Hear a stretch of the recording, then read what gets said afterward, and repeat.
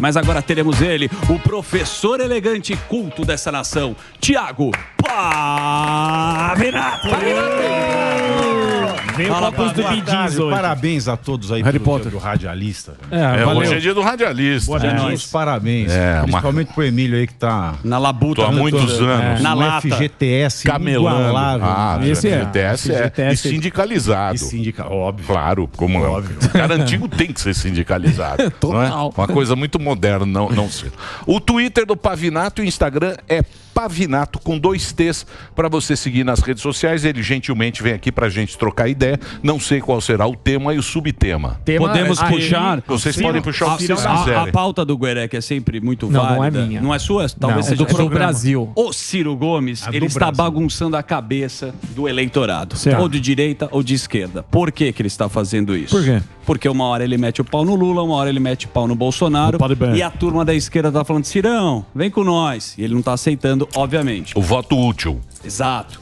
Tá atrás. Tá atrás. Que faria diferença se ele tocasse a bola. Mas ele não vai fazer isso porque ele já foi decepcionado várias vezes. Me parece que o Ciro Gomes disse que o PT representa o fascismo no Brasil. É isso? É isso aí, velho. Ele disse essa frase, hoje tá estampado aí tudo quanto é jornal, noticiário, etc e tal. Mas isso não é uma coisa nova.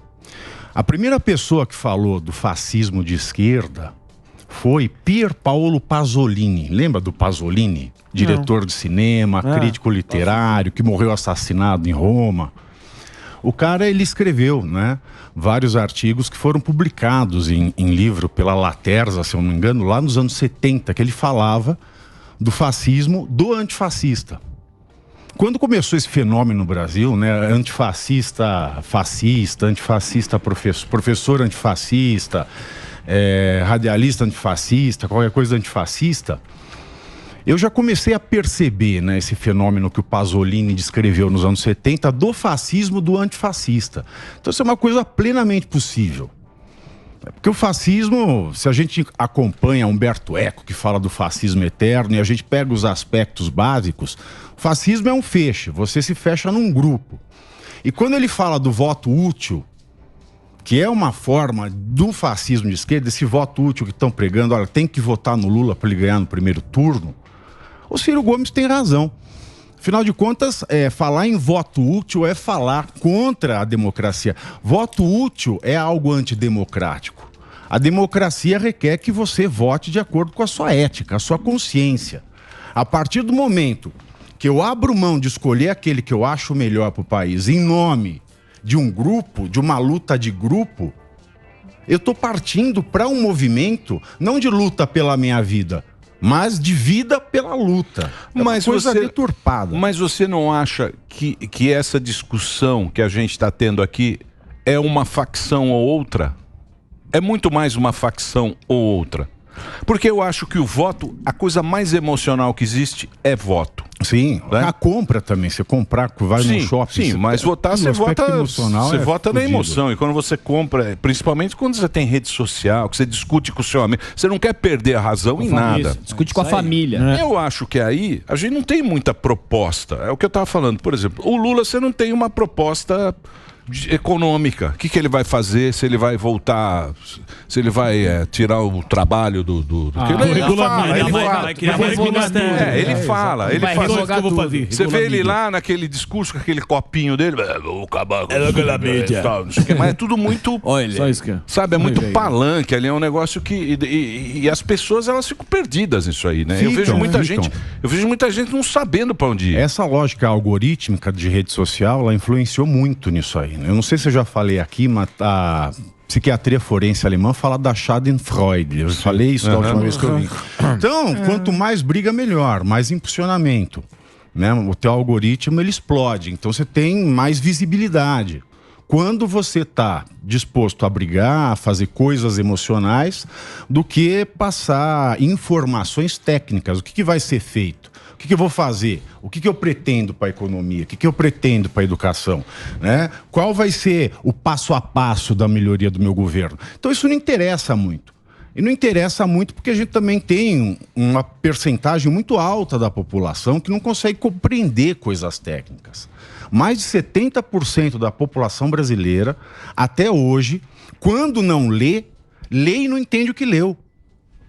Então, é muito arriscado para uma campanha gastar, e gasta-se muito, com coisas técnicas que a maioria do eleitorado não vai compreender. Então, aí a gente vê que a gente já tem uma democracia deficitária, porque a gente está mais dado à emoção do que a leitura de proposta, o que vai ser feito com o país. A gente tem uma ética muito frágil, porque quando a gente está mais disposto a vencer uma briga com o outro no Twitter, que o meu candidato é melhor que o seu, e não fazer um contraditório, um confronto, então a gente fica nessa briga e a gente entra nessas coisas de voto útil, que é uma forma de fascismo, né? Você forma um grupo por uma causa que é maior que a sua ética, isso é fascismo. Quando você esvazia o seu valor pessoal, individual, a sua liberdade individual, para votar num grupo em nome de uma luta. Mas me desculpa, Pavinato, mas eu acho que o que acontece aqui, eu pelo menos, sempre estou votando meio que contra. Muita gente vota contra. Não, você sim, mas o que o Ciro apontou nessa campanha do voto útil no Lula, ele tem razão. Então, tecnicamente, ele tem razão. Então, mas o Ciro também, você não sabe também para onde ele vai. Porque o nosso problema aqui é em confiar. É em confiar ou num partido. A gente não confia mais em instituição, a gente não confia mais em jornalismo, a gente não confia mais na justiça, a gente não confia mais em urna, a gente não confia mais em nada. Não. Será que o Ciro não tá então você fala, beleza, o cara que votava no... Quantas pessoas falam, puta, eu votei no Alckmin, que decepção. Há 30 anos o cara votava no Alckmin contra o PT... Ele votava no Alckmin contra o Lula e agora o Lula tá com o Alckmin. Aí o cara fala, porra... há 20 anos atrás, é muito louco. O Sérgio Rouanet, ele falava que a gente entrou numa era aparadigmática, que a gente não tem mais modelo. E se ele falou aquilo 20 anos atrás, a coisa foi aumentando. Hoje, se ele tivesse vivo, ele ia ver que não tem mais modelo nenhum. A gente tá completamente perdido. Mas essa agora, crise de confiança, ela é ferrada. Essa crise de confiança, ela é ferrada. E essa crise de confiança, ela se dá muito, no meu ponto de vista, pela quebra da institucionalidade, da liturgia dos cargos públicos, da liturgia das autoridades. A gente tem autoridades que não estão nem aí para a liturgia do cara. E a liturgia, ela é um pedaço de tradição que mantém uma instituição ao longo do tempo. Quando nós temos, isso já começou há muito tempo no Brasil, um presidente que quebra a liturgia, um ministro da STF que quebra a liturgia, juiz e membro do Ministério Público que tem que manter um decoro, que quebram a liturgia e começam a fazer postagem e falar coisa ilegal, antijurídica, inconstitucional, bárbara, que nem o caso do promotor, do procurador que falou que tem que ter o débito marital, que a mulher tem que servir o homem todas as vezes que ele quiser. Que história é essa Quando a gente quebra o decoro e a gente acha tudo normal, a gente quebra uma tradição da instituição e aí ninguém sabe, ninguém reconhece mais aquela instituição, ninguém reconhece mais a autoridade que foi conferida àquela instituição. Porque as pessoas que representam, mas não são a instituição, mas elas são a instituição aos olhos do cidadão comum. Quando tem essa quebra de decoro, essa quebra de liturgia, a pessoa fala, tá, mas é uma pessoa tão confusa quanto eu que tá ali. Por que eu vou confiar? Então é um problema muito sério. É um problema muito sério. Né? A gente sempre, as pessoas, no Brasil pelo menos, a gente sempre tem uma sociedade que é modelada de cima para baixo. Desde a colônia, depois do império, a maneira que a república foi proclamada. Sim. Então, tem um modelo que vem de cima para baixo. A partir do momento que a parte de cima quebrou essa tradição, essa liturgia, ficou tudo misturado. Então, você olha, todos nós vivemos em crise existencial, né? O que eu vou fazer? Como é que eu vou pagar minhas contas?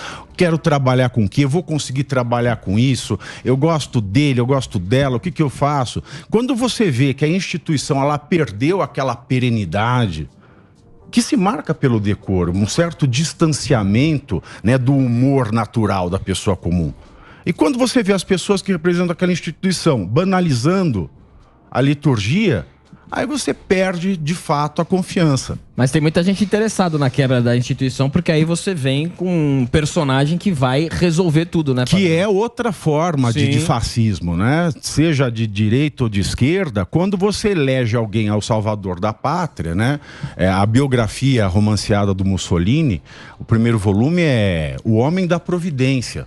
Então o fascismo tem isso, ele sempre tem o personagem da providência, o salvador, o Sassamutema. Eu não quero mas o Mussula falava bem pra cacete. Mas Emílio, eu não batia, falava e batia. O Mussula era um grande orador. Falava e batia bem pra caramba. O Mussula era bonito, carecão, bonito. Falava bem com ele. Atlético. Eu não queria problematizar muito. Mas isso aí também, cara, também não adianta. A gente também...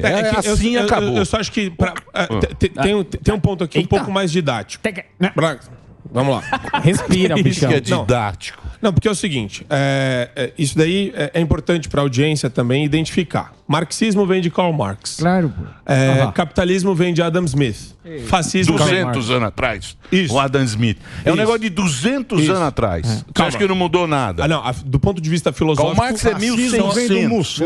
Não. E o fascismo vem do Giovanni Gentili. Não, vem do Mussola. O Gentili, ele foi o Gentili, ele era o ministro ministro della Istruzione do Mussolini. Foi ele que desenhou. Talvez o meu ponto de discordância aqui com o Pavinato, com todo o respeito da máxima vênia, essa flexibilização da palavra. Até o Humberto Eco ele fala que não, sem aula. Humberto Martins. Por favor, sem aula. Depois fala que eu corto. Mas é só para falar o seguinte. Quando você esvazia o significado e joga para a direita também, fascismo de direita, eu acho que isso não contribui para o real significado, tanto da origem quanto da filosofia fascista. Quando eu falo direita e esquerda, eu falo da militância, né? Porque eu não falo da ideologia. A ideologia do capitalismo não tem como ser fascista. Sim, perfeito. Não tem. Modelo econômico. Quando eu falo direita, eu falo da militância, porque a militância ela não compreende, né, o real significado ideológico. Então eu falei de militância, porque de fato não tem. Porque, afinal de contas, o marxismo e o fascismo, eles nascem da mesma mãe, que é a barriga da República de Platão, né? Eles são gêmeos. Eu disse.